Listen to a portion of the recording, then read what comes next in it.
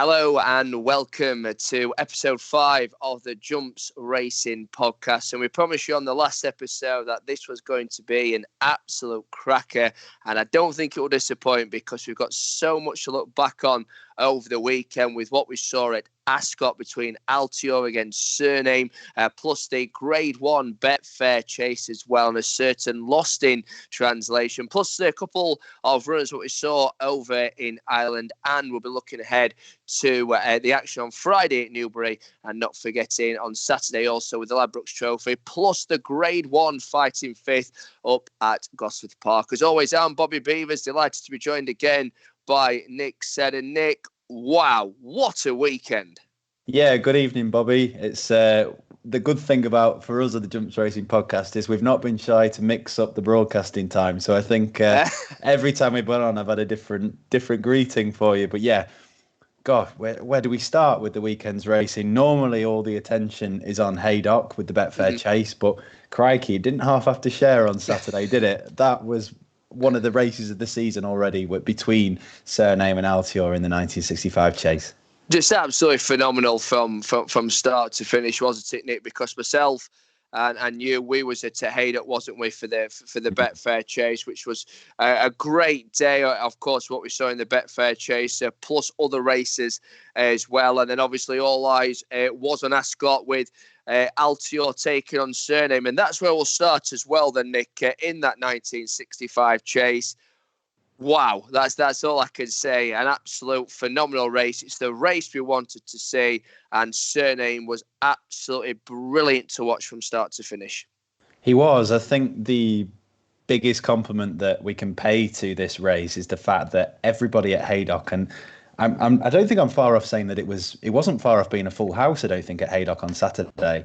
Absolutely everybody everywhere at the course was rushing to find a television to watch Altior and Cyrname, including such was the me. attention, including me and you. Yeah, such was the attention on this race, and we said last week on the podcast that as good as Altior has been, that this was one of the sternest tests that he was going to have for about 3 or 4 years, because he was stepping up in trip to 2 miles 5 from 2 miles, so an extra 5 furlongs to cope with, and not only that, he was facing Cyrname, who was a top-class rival who really thrives at Ascot. We saw his performance in the Ascot Chase. I know it caused a lot of contention that he was officially rated higher than Altior from the handicapper.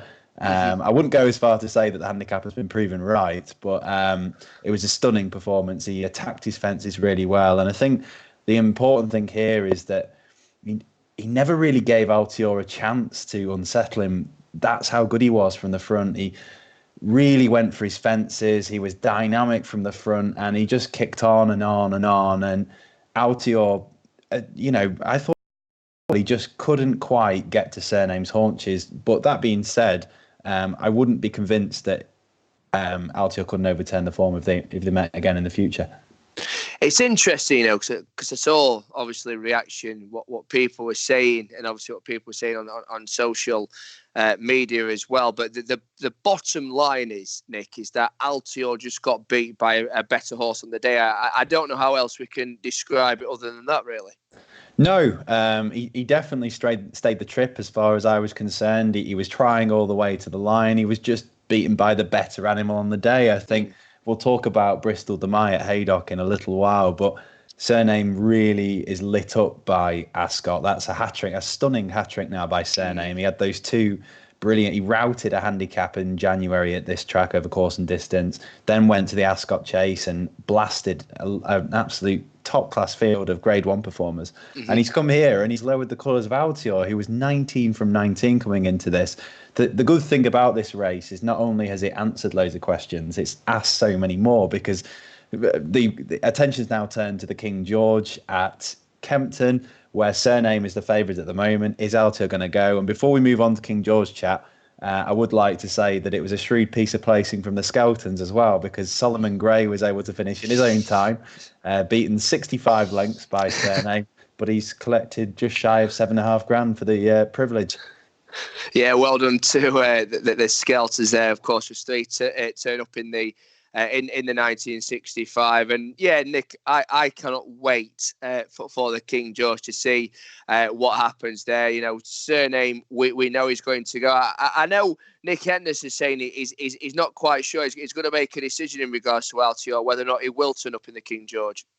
Yeah, I think it's very, very sporting of Nicky Henderson. I think it was very sporting of them to step him up in the first place, because, you know, when you've got a horse that's so good over 2 miles, the temptation must be to just keep mopping up these races. But they've really seen an opportunity to step him up in trip, and they've gone for it. And all right, he's been beaten here by Cyrname. But I still think there is an opportunity there for him to show what he can do at Kempton. I think that track will suit him more. I know it's slightly further in trip, but I don't think that should be an issue at Kempton. It's a really fast 3 miles. I think if they can get him into a good rhythm, I think he needs to be ridden a bit more prominently to avoid a repeat performance from Cyrname, who I think will suit the track as well. But I don't think it's out of the realms of possibility that if Altior goes, he would have a big chance in the King George. But Nicky Henderson has said, well, he's hinted that Altior's next race will be at Kempton. I've just got a lingering feeling that the temptation will be too much and we see him in the Desert Orchid Chase on the 27th instead. So you think he'll run the day after then? So maybe go for that instead as opposed to the King George? Yeah, certainly, considering that how wide open the 2 mile division is at the moment. I know that there's all the vibes, and we keep saying it every week about Chacun Pour Soi are such that he could be anything, but he's rising 10 soon, Altior. There's still plenty of miles on his clock. Considering that I know he perhaps never quite convinced last year, but he was still unbeaten last year. He still won all the races he did. He's the reigning champion chaser. I just get that. I know that there's this. They've set out to go for the King George, and maybe they will honour that. But maybe they've still got half a thought in their mind that they can go back to the champion chase and carry on dominating. Yeah, it's interesting thought there, because obviously, you know, people were saying, is he going to go for the Gold Cup in March? So it is very interesting to see where they will go with him. I think it's a good shout what you just said about the Desert Orchid Chase. If it was up to me personally, go for the King George. That would be my advice. Just go for the King George, you know, see what happens. And then if it doesn't work out for whatever reason, then maybe say, okay, let's go back for the champion chase and campaign him that way as well. And that was his first defeat on Saturday since 2015 as well. So he's had a phenomenal record. Right then, Nick, let's head to Haydock to what we saw on Saturday. We've already alluded into the podcast that myself and you was both there. We said on the last podcast about Lostintranslation. He was absolutely phenomenal. He impressed me at Carlisle, but wow, did he impress me on Saturday? Yeah, the vibes about Lostintranslation were that he was a serious animal. Again, we said last week that the Tizzards haven't been shy about him. We were impressed with him when he won his Grade 1 novice at Aintree. The step up to 3 miles seemed to suit him down to the ground after his 3 duels with Defi de Soy over 2 mile 5, and then he just looked a different proposition again, didn't he, at Carlisle? He was winging his fences, jumping really, really well. And there was a real question about how he was going to cope with stepping into a bona fide Grade 1 race in open company against a rival in Bristol de Mai, who, crikey, really is at home at Haydock. He's a top class animal, and to beat him, you know, was really no mean feat. And it showed you just how good Bristol de Mai is, because he, Lostintranslation, jumped into the lead at last, and Bristol de Mai would not lie down. He was like, this is my backyard, mate. I'm going for the hat trick. I am not giving this up lightly. But in beating him, Lostintranslation he looks a serious horse. And for me now, as Colin Tizzard soon, he's the only one left in now in terms of the Triple Crown. And I think he's 8-1. I think he's got a serious chance. I really do. I know the market thinks differently. Cyrname's 5-2. I think off the top of my head, Lostintranslation is 11-4 for the King George. I seriously think that this Lostintranslation now is very much the one to beat. Very tight in the betting, isn't it, for the King George? Yeah, I'm going to waffle for just a second and get the King George market up. And while I'm waffling, I'll talk about Bristol Demai, because we heard last week from Carl Llewellyn that they might bypass the King George. And I just wonder, now that the opportunity to do the Triple Crown has gone this year, whether they will actually head here, whether they'll head elsewhere. So the King George market is 5-2 Cyrname, 3-1 Lostintranslation, 4-1 Clanders Oboe, 7-1 Altior, and then 12-1 Footpad 16's Bar. So, it's really, really interesting, and I just think that Lostintranslation could really grab this market and grab this division now by the skin of the neck. But there's plenty of names in there that we could talk about all day, really.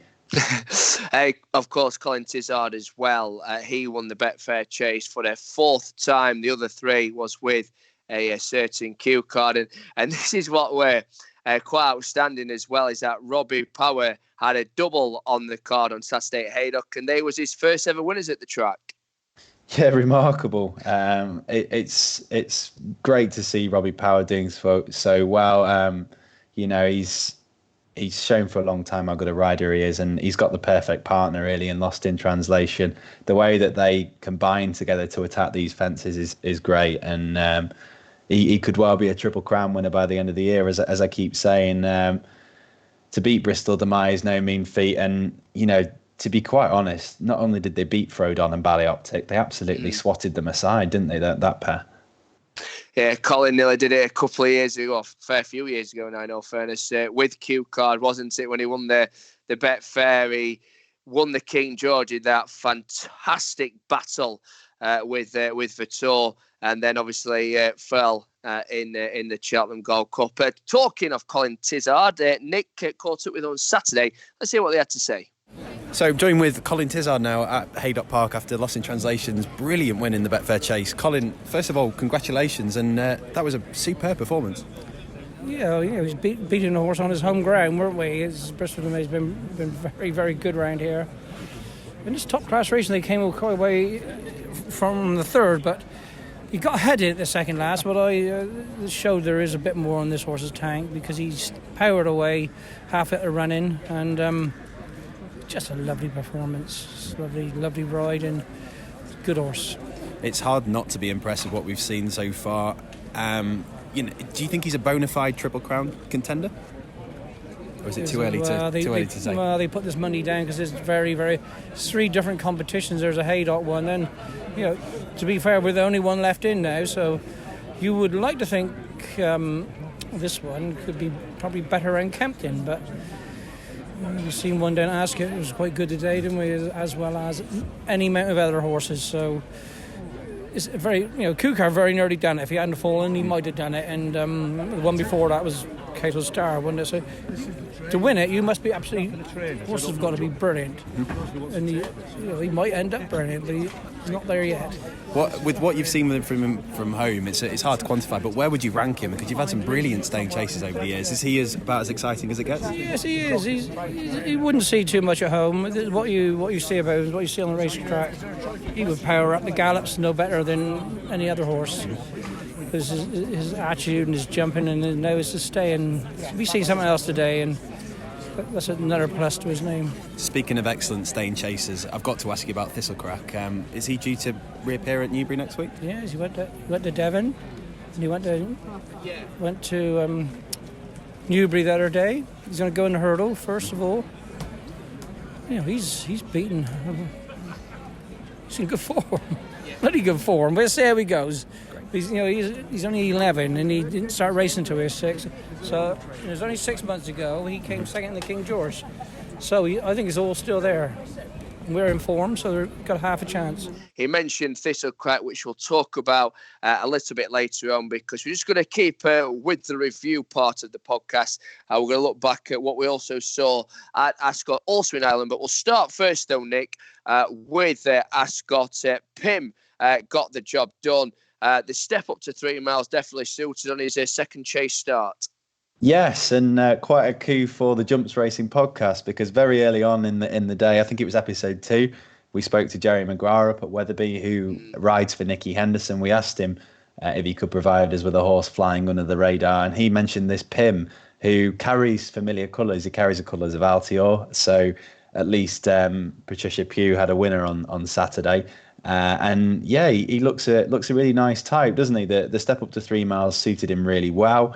He suddenly looks a novice to follow. I wrote this week's Road to Cheltenham column on our website and mentioned that it's interesting. It's a new angle about him that he now has he's bred to be a stayer, that the stamina's being unlocked. And I just wonder whether Half an Eye might be on the National Hunt Chase at Cheltenham Festival. Now, that is a considerable step up even further. It's bordering on 4 miles, just shy of 4 miles.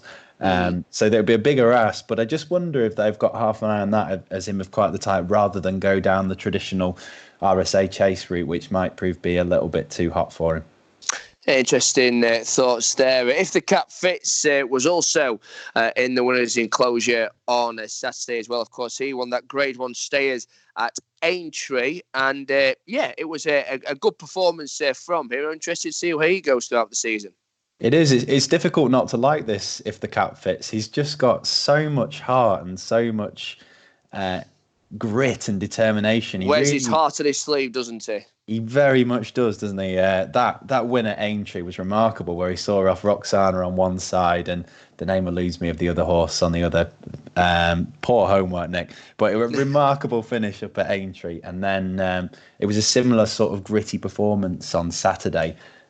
He's building up to me as the horse that could be the natural contender to Paisley Park in the Stayers Hurdle division.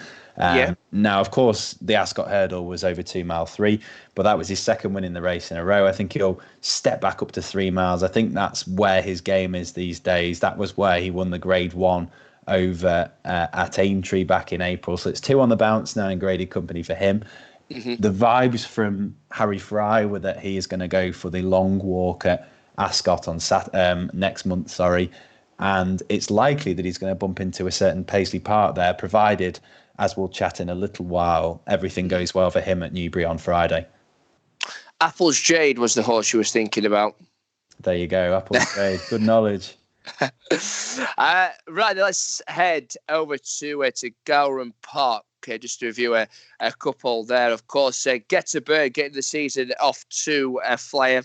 Lively outsider for the rider. I've seen about 25-1 for him. Yes, good to see him get back to winning ways, really, because he'd sort of gone off the radar a touch, hadn't he? Because it was all the way back in, it feels like a while ago now. It was only March 2018 that he went off as a commanding favourite for the Stayers Hurdle. And that was after a real brilliant start to his career. He'd won 4 on the trot and then never got going in the Supreme. And then the season later, never got going over fences either. He was beaten. He was turned over in a Grade 1 at Limerick, and then missed the festival entirely. Was pulled up at Punchestown. So good to see him back on track. If he lives up to the vibes that they used to speak about him in the Mullins Yard, and because he was favourite for the Supreme once upon a time. He was, 7-4 favourite for the Supreme. So they clearly think highly of him, and of the form he's shown. I don't think that race on Saturday was the strongest, but I do think there is more to come from him yet. And he's a lively outsider. I think the key thing with him now is that he looks likely to go now to the John Durkan Memorial Chase at Punchestown, beginning of next month, about two and a bit weeks away. Plenty of interesting names are entered in there. Admittedly, 10 of them from Willie Mullins. So it's difficult to know where his battalion are going to go. The likes of Alboom Photo are entered, as are others. But the key names here outside of the Mullins lot are the likes of Monolly, Presenting Percy, Waiting Patiently, and then, Duvan, Chacan-Possoir, Duke de Geneva are all from the Mullins Yard, as is Footpad. So this could be a really good race over 2.5 miles, and a really informative one in terms of the Cheltenham Festival as well. And sticking with Mr. Mullins as well, Lorena, she got off to a winning chase debut, and currently the anti-post favourite for the Arc. Yes, the Arc. Cool. I'd be surprised if she was. I'd be surprised if she went for the Arc. she'd bump into a certain enabler. I did actually mean Arkle. So I forgot to put the cull at the side of there. Arkle, that's what I meant to say. Still got the flat brain there, Bobby. I have, yeah. Yeah, she's been the only blot on her copy really, and was in March in the Champion Hurdle, wasn't it? And I think you're being very harsh to call it a blot as well. She is a really reliable type. Admittedly, she was well backed in the Champion Hurdle and finished fourth. She was slightly disappointing. She was routed by Espoir de l'Aisne, but chasing looks to be her game, doesn't it? Made a really good, pleasing winning debut at Gowran on Saturday, over 2.5 miles. It sounds like 2 miles is going to be her game. She showed a load of speed though. And I think what's really interesting is this 2 mile division looks wide open. We said this last week. It's yet to see anyone really take control of it. So she's won in the way that she has at Gowran, and she's catapulted herself right to the top of the Arkle market, which is loading at the moment. So Lorena is 4-1, and then you've got Fakir Dudaries at 8, who could go over further. Angel's Breath 16's bar. So she's now a commanding favourite, and she really could be the one to follow in that division. Let's have a look ahead then to the action on Friday and Saturday. We'll start first with Newbury on Friday. The long distance hurdle, Paisley Park, returns back to action on Friday. And, last year it was just unbeatable, wasn't it, this horse? It was absolutely, just phenomenal from start to finish. Yeah, he arrives here as the reigning champ, doesn't he, in the staying hurdle division. Makes his return in a race which he won last year as well. So he arrives here on the back of a 260-day absence.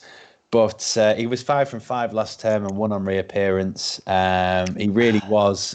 He took the division by storm last year. The way he was able to win the Stayers hurdle with that really good turn of foot to jump into the lead was remarkable. He strikes as one that is going to be really, really difficult to beat in this division this year. You imagine that this is very much a pipe opener. This won't be the best that we see of him this year, but you think that we'll learn more about Paisley Park in the long walk, particularly if he bumps into If the Cap Fits, than we will on Friday. But that being said, there are some real stout names from the past few years in here, so who knows? It should be a really interesting race. Yeah, you know what I mean, Harry. He was won this twice before in the past. What did you make to his run last time out at Wetherby in the West Yorkshire Hurdle? Yeah, at first glance, you see a horse that was beaten quite convincingly by the World's End, who is a bigger price than, you know what I mean, Harry, here. But it's easy to forget that he was actually conceding £6, you know what I mean, Harry. The big slight on him is that he's 11 rising 12 here, and he's sort of given the impression a few times over the last 18 months or so that he's on the recline, on his way out. But that being said, he won this last year, and then he went on to win the Grade 1 Stayers at Punchestown as well. So he is a recent Grade 1 winner. He's going to be sharper for that reappearance run at Wetherby, where he showed plenty of heart, I will admit, and it was in tricky conditions as well. So he'll strip a lot fitter. He arrives here on better terms with the World's End, level weights this time. I'm sure Harry Fry will be fancying to put it up at the very least to Paisley Park, who doesn't have the same fitness edge, but it would be a really big ask, you'd think, for him to defend his crown here. Just before we talk about TC, let's talk about the World's End, because he did impress me last time out in that West Yorkshire Hurdle at Wetherby. Great idea for him to go back over hurdles, and I don't think he's not without a shout, in all fairness. No, I agree with you. We know how good he is because he's a Grade 1 winning novice back at Aintree a couple of years ago. It never really worked out for him in senior company, as we said the other week, and then never worked out for him either over the fences, for all that he picked up the odd win here and there at the time. But it was a sense that he roared back to success, wasn't it, at Wetherby? It was a really commanding victory. Admittedly, as we've said, the terms aren't as favourable for him here, but this is his opportunity now to prove himself as a bona fide top-level staying hurdler, not handicapper. And yeah, he needs to take a step forward. But yeah, 6-1, he's not without a shout, particularly if a couple of these aren't quite firing. And we've already had him mentioned on the podcast with your interview with Colin Tizzard. But Thistlecrack, he returns back to action on Friday. First time back over hurdle since this race 2 years ago when Beer Goggles won the race. You know what I mean, how he was second and Thistlecrack finished fifth. So, but back over hurdles then Friday. Yeah, he's a difficult one to weigh up, isn't he? Because it's not too long ago that he was the dominant force in this division himself. Back in 2016, he won the Stayers Hurdle. Yep. He totally lit up the division and then went chasing and threatened to do the exact same thing there because he won the King George and then was beaten in one of the most remarkable races I've ever seen on a race course, and one of those tragic races I've ever seen as well. Many Clouds beat him. And then he's just been really injury prone since, loads of injury troubles, but at the same time, he has still shown that he's got plenty of ability. He was a brilliant second, of course, in last year's King George, which, as Colin says, was only a few months ago, really. He is getting no younger, but you get the feeling that he might need this run. And surely, I don't know what you think, Bobby, the King George has got to be on their radar this year. And you'd think that this race really would be the sort that would get him bang fit for that. Yeah, no, I do agree with you there. You know, we've seen it time before where they let him have a spin over the hurdles, don't they? And then they put him back over the larger obstacles, and it does work. You know, it's a method that is proven, and because of that, you know, I wouldn't be surprised if he did turn up in the King George on Boxing Day. Let's head up to Gosforth Park. That's the Grade 1 over the weekend, the Fighting Fifth. Belvedere, no surprise, the red hot favourite to get the job done again. With respect, I can't really see who's going to beat it. Yeah, you make a good point, and I suppose that's the sad thing about the Fighting Fifth, in that it is a Grade 1, and it regularly becomes something of a one-sided warm-up for whoever the mainstay in the division is at the moment. It has been Belvedere for the last couple of years or so, and it's worth noting that we've not had a double-figure field this century, and we've not had more than 7 runners in the past 5 years. That being said, though, it was a terrific match race last year between Belvedere and Sam Crow, which Belvedere came out on top in. And yeah, this is far easier. With all the greatest respect to those who are lining up against him. He's rather, I'd say, re-inherited the mantle as the one to beat in this division because of the sad death of Espoir de Len over the summer. And he's the 4-1 favourite at the time of recording for the Champion Hurdle. The closest pursuers to him are, Soldier is 5-1. And then the horse he beat over in Ireland, Classical Dream, is 6-1. And that's probably a fair assumption in the market because Belvedere is a dual winner of the Champion Hurdle. And, you know, he's another that, all right, he had a disappointing season last year. But at the same time, he won 2 Grade 1 races. He won this race and then was turned over. He was shocked at Kempton by the mare. Verdana Blue, that's the one. And then he fell at Cheltenham before, far too far out to really judge him too much. And then he was a little bit disappointing at Aintree, but on all known form, he is still capable of top class performances, which means he's the one to beat. And considering that he's come back for the past 2 years to win this race, it would be an almighty shock to see him beaten. And I think the 1-3 on offer at the moment is very generous.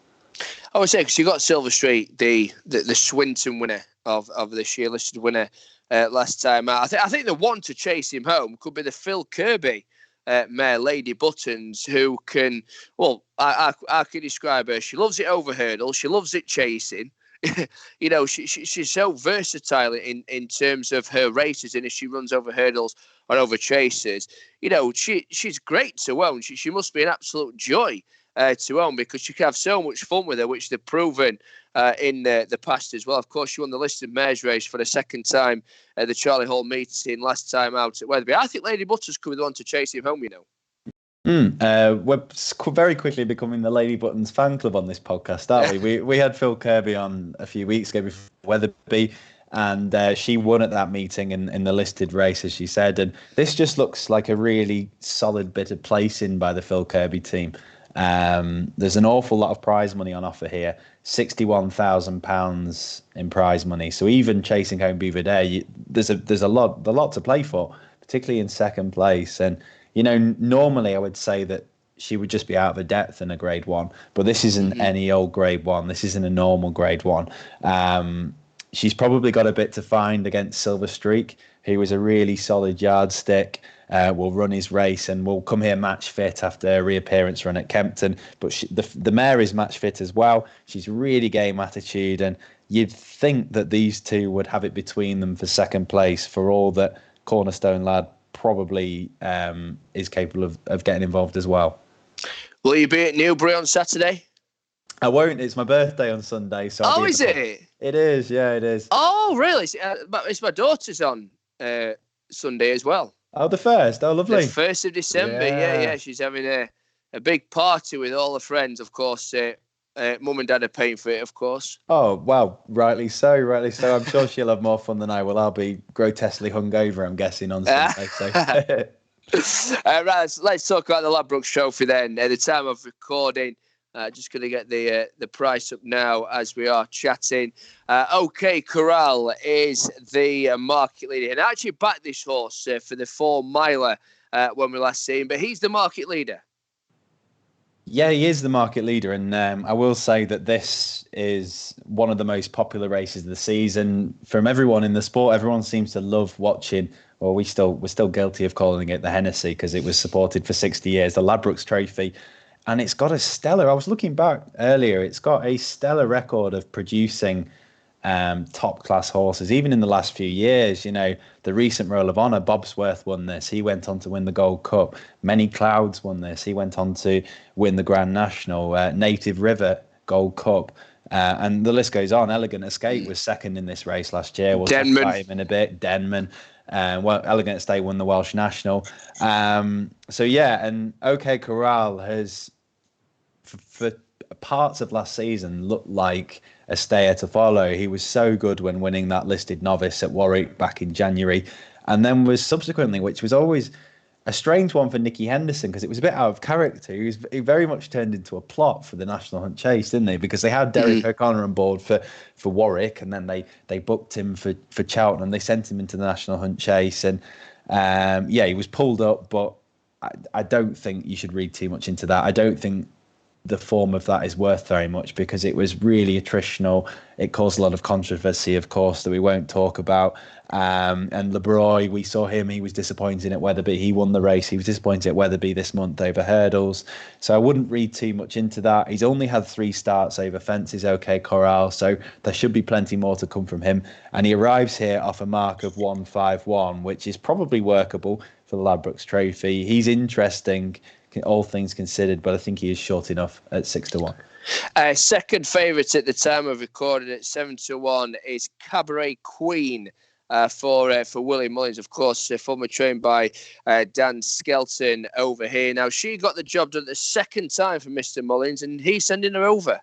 Indeed, it's always worth keeping an eye on it, isn't it? These Irish raiders. Willie Mullins won this with a similar type in Total Recall in 2017, in that they appeared to be on a better mark than on a nice mark. And she couldn't have been more impressive, could she, when winning the Munster Chase at Limerick last month? She absolutely trounced the field. It's worth noting that she won that off 1-2-4. Now, pardon me if I get this wrong, but I've done a quick bit of research.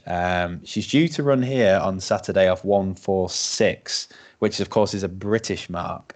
And this may be completely wrong, and I do apologise, but I've been on the Irish Racing Board, and she's only rated 1-4-2 over there. So it looks like the British handicapper has taken a better view, or thinks the form of that Munster National is stronger than the Irish handicapper does, which means that she's gone up £22 for that.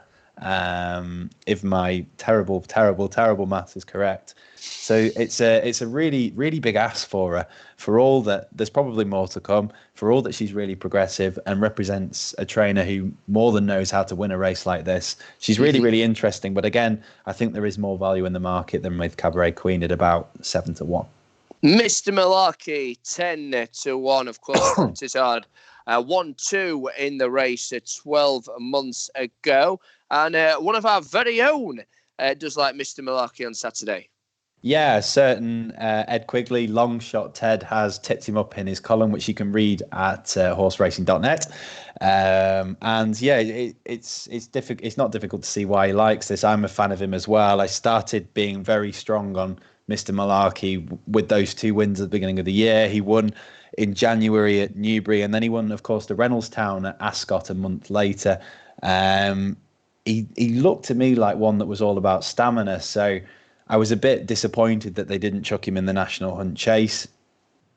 They instead went for the RSA, where he finished 4th. In hindsight, that was probably the best place for him. As we just said, National Hunt Chase form hasn't worked out very well. He was down the field in the Sodexo Gold Cup at the beginning of this month, but he will strip a lot fitter for that. And he arrives here on a really lively mark of 150. If there could be plenty of scope with him, he'll come on for the recent run, and yeah, not hard to see why Ed has put him up. On the blind side, he's rated a pound low at 149 for Nicky Henderson, also in the market at 10-1. He's just had the 1 run so far this season. You just mentioned as well the Sodexo Gold Cup at Ascot, finishing 4th. Yeah, we just mentioned the Sodexo. On the blind side was a lot more eye-catching. I think we said a few weeks ago when we talked about the winner Vindication, I made a point saying that I thought each of the first 4 had a lot to recommend them and were on reasonable marks, or had something to say about them. And this on the blind side, I've been a fan of him for a while as well. He's sort of always, in my mind at least, he's always been one to me that I thought was capable of a lot, even when he was a novice hurdler. And then his chasing probably never got going last term, but that was really quite harsh because he was very much dropped in the deep end. His chasing debut came in that Dipper Novices Chase at Cheltenham, where he finished behind the likes of Lostintranslation and Defi Desoy. And in hindsight, that is no mean feat. He then won a lowly novice race and was well beaten at the festival in the RSA. That's my tea. And I mentioned the other week that I thought he was on a good mark. He's got a big chance here off 149 again. He'll strip fitter for that. Same mark as last time. I think he'll go really well. Boris for Gordon Elliott's having a good time of things, even though we've not seen him since that win in the Galway play. He's had 3 runs in the spring and in the summer, won all 3 of those. Should he turn up on Saturday, how do you think he'll go on? Because what we need to mention is that heavy rain is actually due on a few of the days ahead of the meet. It's good to soft at the moment. That could all change, though, depending on how much rain they get. Really on a roll, isn't he? And we've got another one a bit further down who could be a topical winner. And if you mispronounce this one, he could be a topical winner as well. Boris. I know everyone calls him Boris. I call him Boris because I've just got a really bad sense of humour. But yeah, he arrives here in a real roll, completed a hat-trick to win the Galway Plate. And I really like how this one's been campaigned, because before that Galway Plate win, which came off a mark of 136, he won 2 hurdle events, and he just screams. I don't know about you, he just screams some sort of tilt. It seems like this race, it was screaming national to me. He's coming here off 147. Of course, if he won here, he would have a very big weight at Aintree. But I think Gordon Elliott has been plotting something big with him, and it would be no surprise to see him go very, very, very close here. He appeals as the type that could win this if conditions suit and everything goes his way. I know you want to mention Dingo Dollar as well, but maybe you want to mention more because there's a little few lines to go with it with a certain TV programme as well. Yeah, dreadful banter on this show as always. And, if you're a fan of I Am a Celebrity, you'll probably have a couple of quid on Dingo Dollar, won't you? And to be honest, for racing reasons as well, he's got a reasonable chance here because he's hinted a few times that there was a big pot within his reach. He was well backed for a couple of times at Doncaster last season, finished second, I think, in the Grimthorpe. He disappointed, since at Cheltenham in April at their closing meeting, but he's had a pipe opener at Newbury last time out. He'll strip fitter, and he's another of very, very, very many who could be on a very good mark. The one that I am very much drawn to as well is Jarl Renke. At the time of recording, 25-1. First run for Paul Nicholls on Saturday. Now, if they do get the rain, if the ground changes, I've really fancied the chances of him. I was there at Haydock that day when he won the Grand National Trial by 50-odd lengths. It was very impressive. We know he absolutely loves the mud. And I think in a bit of a price, first run for Paul Nicholls, I think he potentially, ground dependent, just to emphasise that, ground dependent, could be the each-way bet of the entire race. Yeah, we say all the time, don't we, that Paul Nicholls is the master of picking up these prizes, and he's a really interesting recruit for Paul Nicholls. He is very good, particularly when it's testing. I remember he won the Grand National Trial at Haydock by an astounding distance, 50-odd lengths. And he ran about as well as you'd expect in the Gold Cup this year. There's definitely something to be had with him, and yeah, he'll be a fascinating recruit to the Nicholls team this year, and it'll be really interesting to see what they do with him. Certainly will be. Are you looking forward to Ladbrokes Trophy? I think it's a cracking renewal this year. I really do. Yeah, it falls on my birthday, about one in about 3 or 4. It's something I've had quite a few recently, but the way that it goes, I probably won't have one for a few years now. But I think last year's was on my birthday.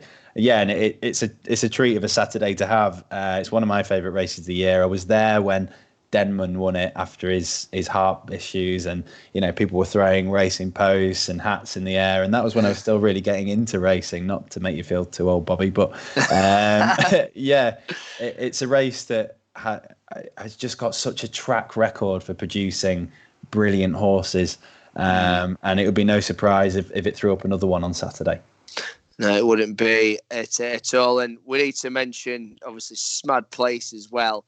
He was phenomenal a few years back, wasn't he? One of the most popular greys still. He's retired. He's been retired for a while now, and people still light up when he's mentioned. That there was that brilliant story of the old lady who used to ring in to Matt Chapman at the races and chat about Smad Place, and he ended up getting her a signed photo. So yeah, there's not many races in the calendar that have a better track record than the Ladbrokes Trophy, and yeah, we could talk about it all night, really. We certainly could indeed. Yeah, it's going to be an absolute cracker. Cracking card at Newbury, and of course a cracking card up at Newcastle as well. Not forget, we do have the rehearsal chase up there as well at Newcastle. So I will that's butt in, Bobby, because I spoke to Mick Meager on Saturday, and I believe that Lakeview Lad could be going for that. So that'll be really interesting. Of course, won the race 12 months ago, and then went on to win the Roll of Merit at Wetherby, also on Boxing Day as well. So we'll see what happens then on Saturday. Hope you enjoyed the racing over the weekend. We'll be back next week for episode 6. We'll be looking ahead to the Tingle Creek at Sandown and the Beach Chase at Aintree. But for myself, Bobby Beevers, alongside Nick Seddon, wish you all a very